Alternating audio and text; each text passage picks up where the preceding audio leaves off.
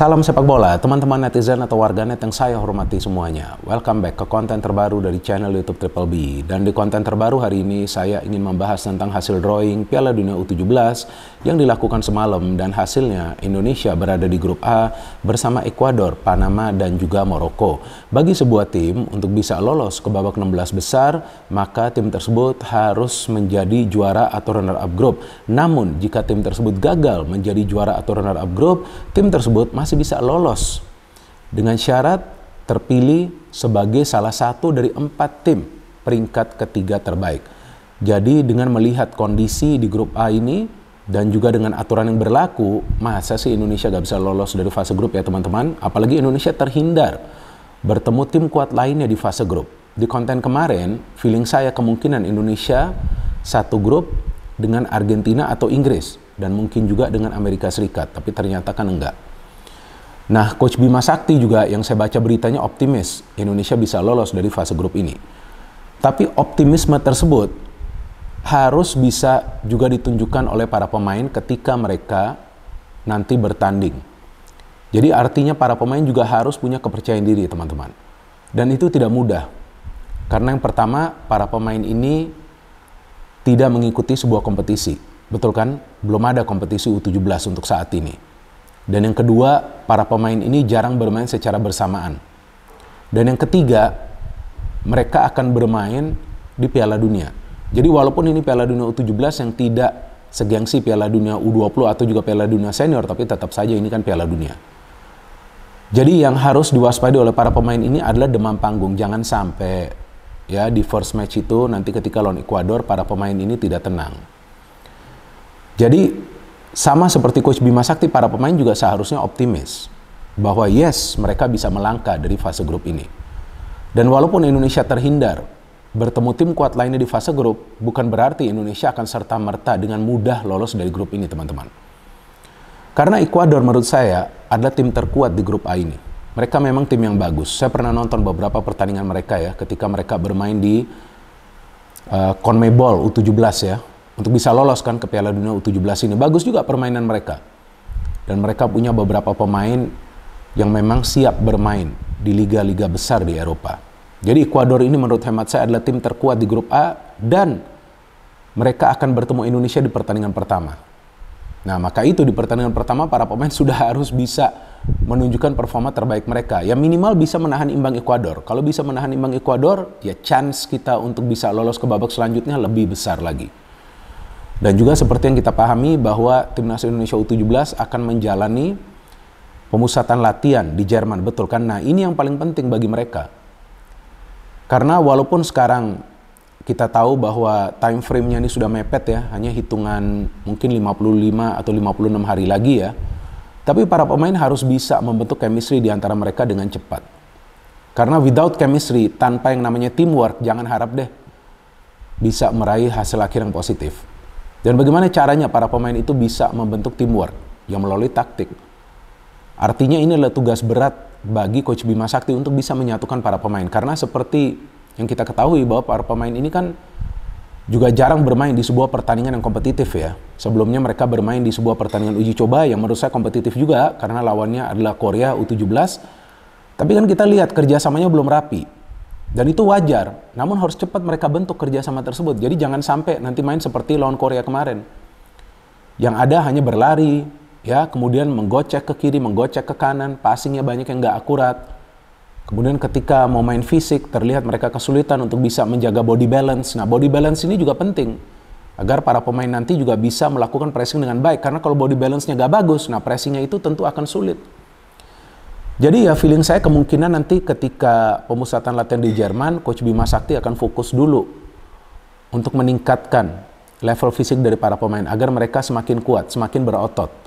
Dan yang kedua, staminanya harus prima, baru kemudian masuk ke yang namanya rencana permainan. Nah, para pemain ini harus bisa memahami rencana permainan dari Coach Bima Sakti agar bisa menerjemahkannya di atas lapangan. Dan bagi Coach Bima Sakti dan asisten pelatih lainnya harus bisa mempelajari kekuatan dan juga kelemahan dari tim lawan. Jadi harus ada juga tim analis yang mempelajari, baru kemudian taktik itu dipakai sesuai dengan kelemahan atau kekuatan dari tim lawan tersebut. Jadi bisa juga nanti taktiknya berbeda tergantung lawan yang dihadapin. Nah, disinilah kita bisa melihat bahwa para pemain akan mendapatkan pengalaman yang luar biasa karena mereka akan bermain di Piala Dunia berhadapan juga dengan tim-tim kuat. Walaupun memang di atas kertas Panama adalah tim yang lemah di grup A ini, tapi tetap saja mereka gak bisa diremehkan. Mereka berasal dari kawasan Amerika Tengah. Biasa para pemain yang berasal dari kawasan Amerika Tengah itu di level U17 atau juga U20 itu bagus-bagus loh. Contoh para pemain Amerika Serikat, kan mereka bagus-bagus dan mereka biasa bermain di liga-liga besar di Eropa di usia tersebut. Walaupun nanti mungkin mereka gak berkembang. Tapi ini usia emas mereka nih, bagi mereka nih. Pemain-pemain yang berasal dari Amerika Tengah. Kemudian sama juga bagi pemain-pemain yang berasal dari Amerika Selatan, kan ada Ekuador tuh. Nah juga akan sama nih, ini lawan yang kuat nih, Maroko. Lebih-lebih Maroko. Memang sih Maroko yang U17 ini tidak sekuat Maroko yang senior, tapi tetap saja mereka kan sekarang kita lihat perkembangan sepak bolanya ini kan lagi bagus ya, lagi pesat ya. Jadi ini juga lawan yang berat.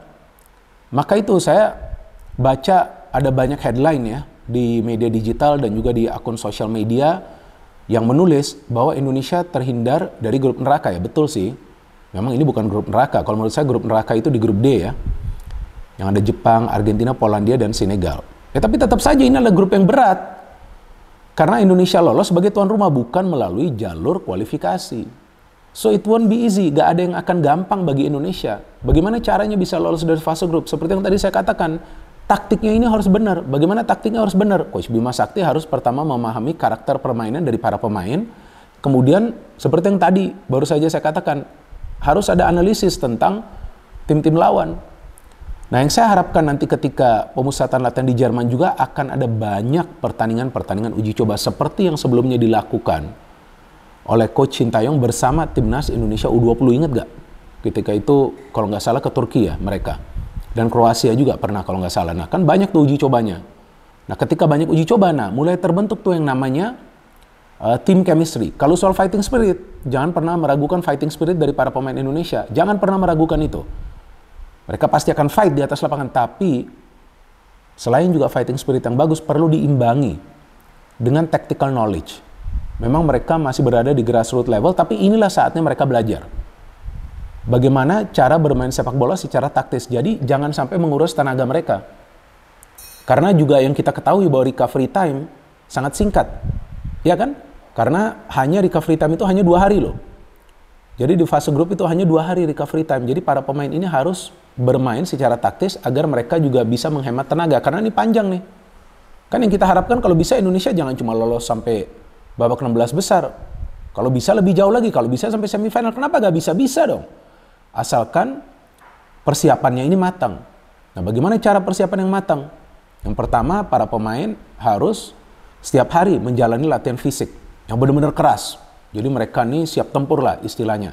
Kedua, ketika internal game harus ada yang namanya tactical game plan. Jadi para pemain ini paham ketika internal game, wah ini A lawan B kan. Nah taktiknya ini seperti apa dari Coach Bima Sakti. Anggap aja ya game plan A, game plan B, game plan C. Nah ini biasa nih pelatih ini punya nih game plan ini bermacam-macam nih.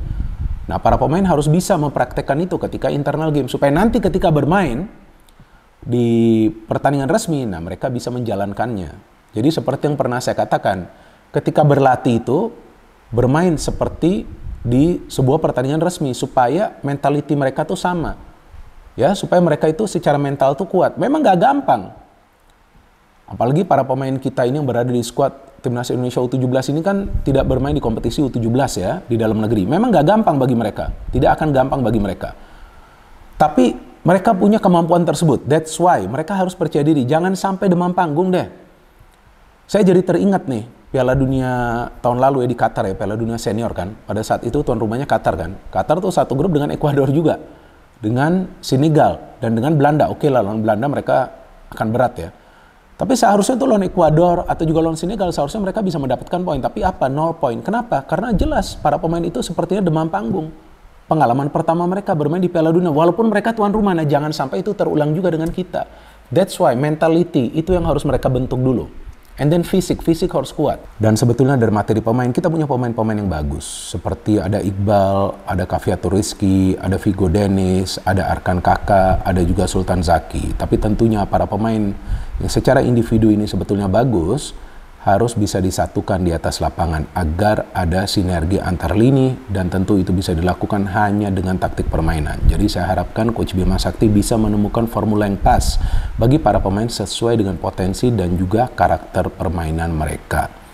Jadi kita terus mendukung teman-teman Timnas Indonesia U17 dan kita harapkan Timnas Indonesia U17 bisa melangkah sejauh mungkin di Piala Dunia U17. Memang kita menjadi tuan rumah, tapi bukan berarti kita diuntungkan, namun tentu kita punya peluang untuk bisa membuat kejutan.